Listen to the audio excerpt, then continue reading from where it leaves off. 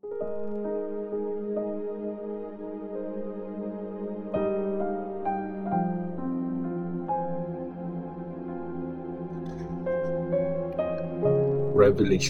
chapter 21.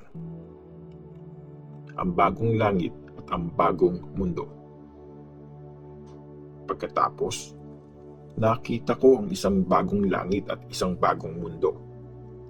Nawala na yung unang langit at unang mundo, at wala na rin ang dagat.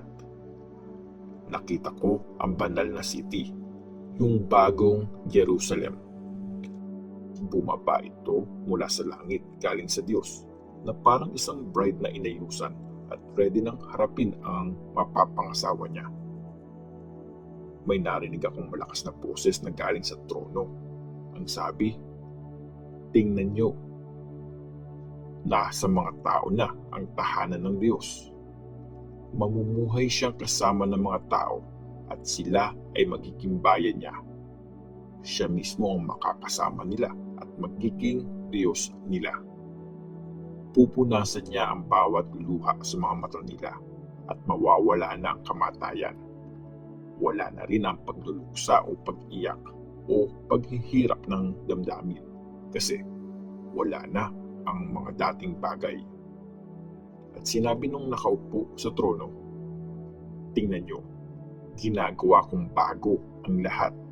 Sabi pa niya, "Isulat mo to kasi totoo itong mga sinasabi ko at maaasahan." Sinabi niya sa akin, "Tapos na. Ako ang Alpha at ang Omega, ang simula at ang wakas.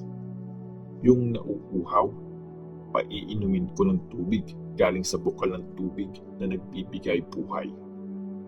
Tatanggapin ito ng mga magtatagumpay. Magiging Diyos nila ako at magiging anak ko sila. Pero yung mga duwag, mga tumalikod sa faith, gumagawa ng kahalayan, mamamatay tao, mga immoral, mangkukulam, sumasamba sa Diyos-Diyosan, at lahat ng sinungaling, itatapon silang lahat sa lawa ng apoy at nagliliyab na sulfur. Yun ang pangalawang kamatayan." Ang bagong Jerusalem. Lumapit sa akin ang isa sa mga 7 angels na may 7 mangkok na puno ng 7 huling salot. Sabi niya, "Halika, ipapakita ko sa iyo ang bride, yung mapapangasawa ng tupa. Nasa ilalim ako ng kapangyarihan ng Espiritu nung dinala ako ng angel sa tuktok ng napakataas na bundok. Doon niya pinakita sa akin ang Jerusalem, ang banal na city na bumababa mula sa langit galing sa Diyos. Kumikinang yun dahil sa kaluwalhatian ng Diyos na parang kinang ng mamahaling bato na jasper, kasing linaw ng kristal. May malaki at mataas na pader yung city.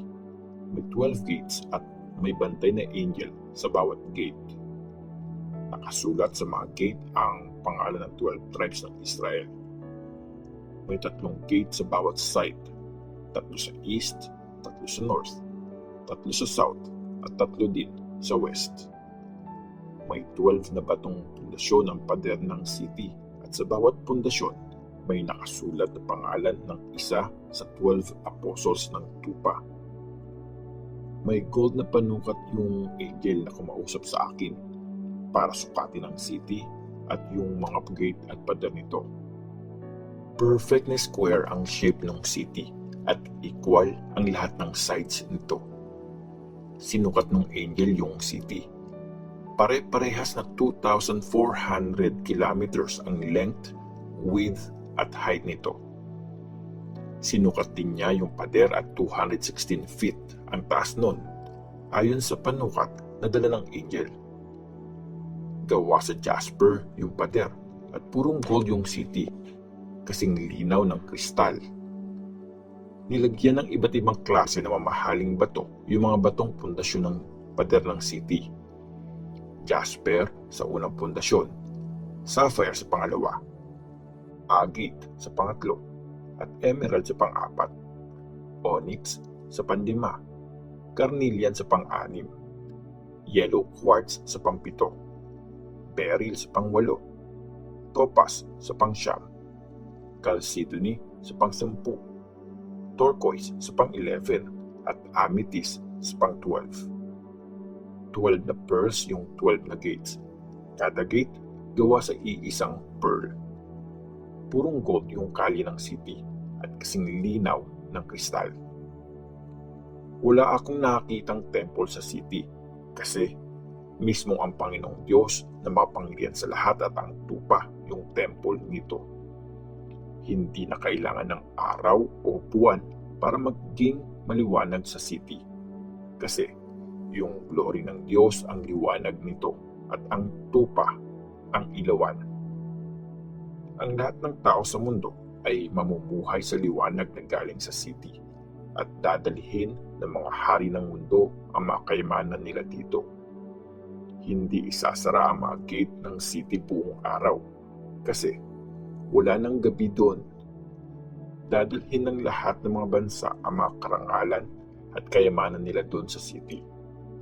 Pero hindi makakapasok doon ang kahit anong madumi o yung mga gumagawa ng mga nakakahiyang bagay o mga nagsisinungaling.